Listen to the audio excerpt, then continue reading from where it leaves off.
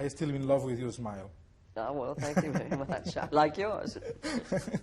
But anyway, in all the films you have played, you have almost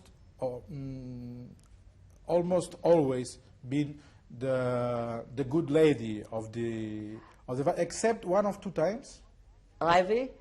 Born to be Bad, maybe with Born to be Bad and yeah. Ivy. Ivy, yes, of course. And Ivy. oddly enough, fans write and say, "Why did you do that?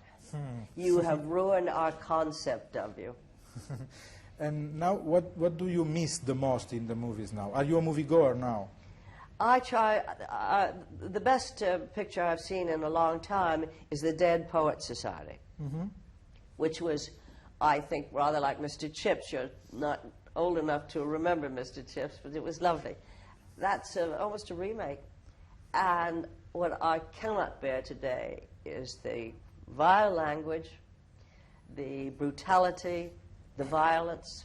I don't go. I don't watch television if it's violent. I can't even watch animals on television when a lion is about to get a hyena. I turn it off. I can't watch.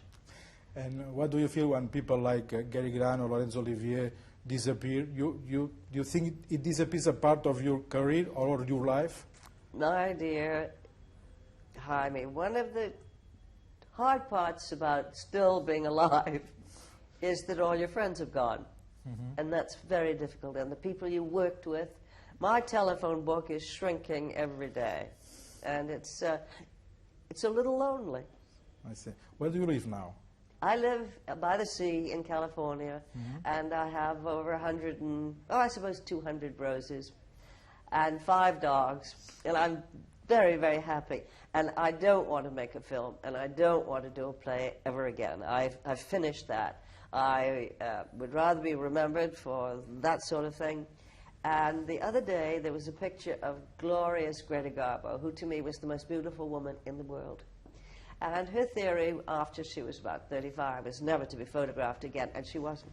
But this picture that appeared in the New York Times was so wicked, and I wish I hadn't seen it. Of course, everybody gets older, but I just remember her swan neck and how glorious and romantic she was.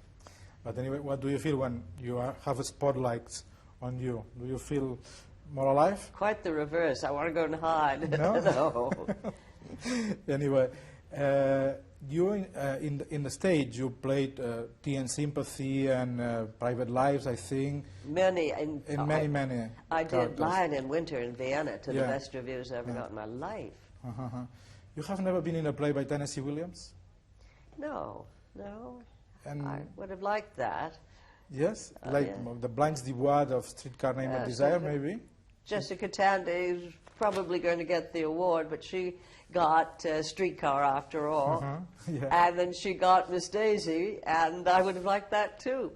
I see. As a matter of fact, the producer had dinner with me to talk about it. And he paid me the greatest compliment. He said, "You're too young." Well, I haven't heard that in a long time, but I was too young for that role, perhaps. But anyway, you like to travel a lot.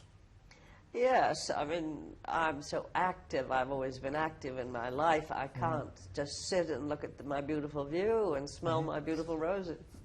In your book, I remember especially when you talk about your trip to Argentina and your contact with Eva Perón. Yes. And obviously, you look alike very much. She thought so. Yeah? Yes, she did. Yeah. And what do you remember of this experience? Well, she is amazing. There was an audience, a lot of players. We were many actors together. I think Errol Flynn was with us, and Patricia Neal, and a lot of us. And I got to my hotel, and they said, "You're going to do this, aren't you?" And I said, "No, I'm not going to go with a lot of actors." The chief of police called, said, "Come right down to this police station." Well, my friend that was with me was a reporter and connected with the Hearst paper, so he said, "May I come instead?" And I said, "Yes." And he said, "It's not that Joan doesn't want to meet Evita, but she doesn't want to be with a lot of cattle coming staring at Madame Perón." I said, "No." So she said, "All right, tomorrow at 9 o'clock, there'll be a car. Miss Fontaine will be ready. She will go and see all my good works, and then I will see her at 1 o'clock. So the car came, and I saw her hospital. I saw her children's nursery, or her law library, I must say, in the children's nursery. The children were supposedly having lunch or something, but I saw that their socks and all that were there.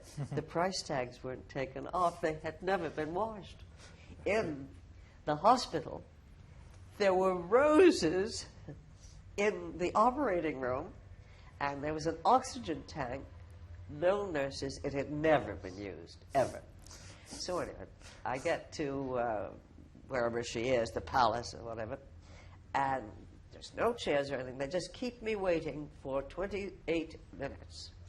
And the doors are thrown open, and this long red carpet, so I walk right down. I'm a little mad, too, by now. And she's on the phone. And she's looking very pretty, by the way. Mm-hmm. And she sees me, and I walk right down, and she puts the phone down. She said, "You're not afraid of me, are you?" And I said, "Nope. Nope, I'm not afraid of you." And she said, "Well, come and sit down." And we had the most wonderful time. And because she thought we looked alike, she thought I was her sister. She sent me a marvelous photograph of her in a silver frame, many things afterwards. And then I had to go to the baseball game, whatever it was. By the way, they had my passport, so I could not leave the country. Mm-hmm. And I was sitting next to Perron, and a fly got on him, or a mosquito. And I said, "Look," she said, "Oh, you do that.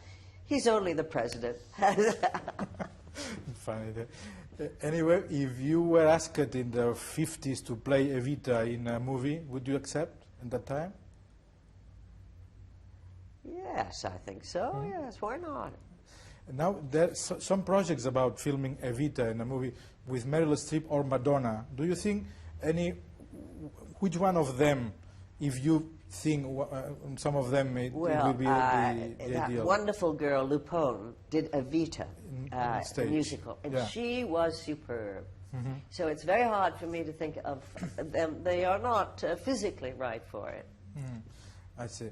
There are certain names in your career or in your life that I don't know how do you respond, like Howard Hughes, for instance. What do you feel when you hear the name of Howard Hughes? What a wasted life. Yeah? Extraordinary, this man who had everything, really. Mm-hmm. But he was very hard of hearing, so his deafness made him have to be in a chamber by himself, really. To talk to you, he would always drive. So that was his good ear. And he would close the windows. He could hear you because you're that close. Mm-hmm. But other than that, he got deafer and deafer, shyer and shyer.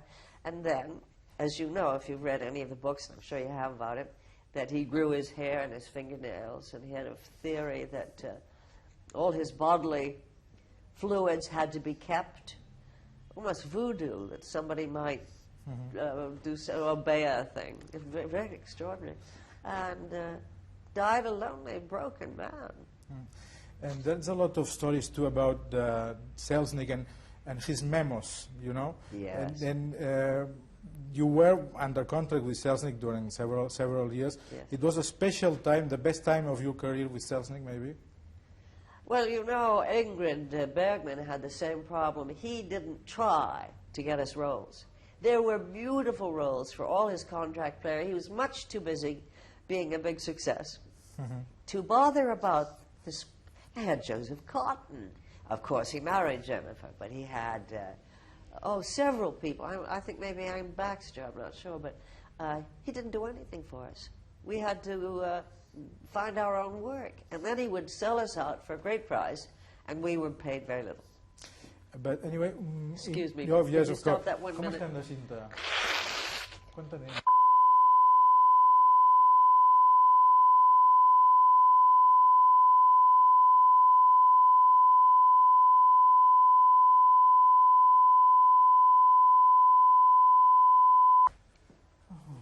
See?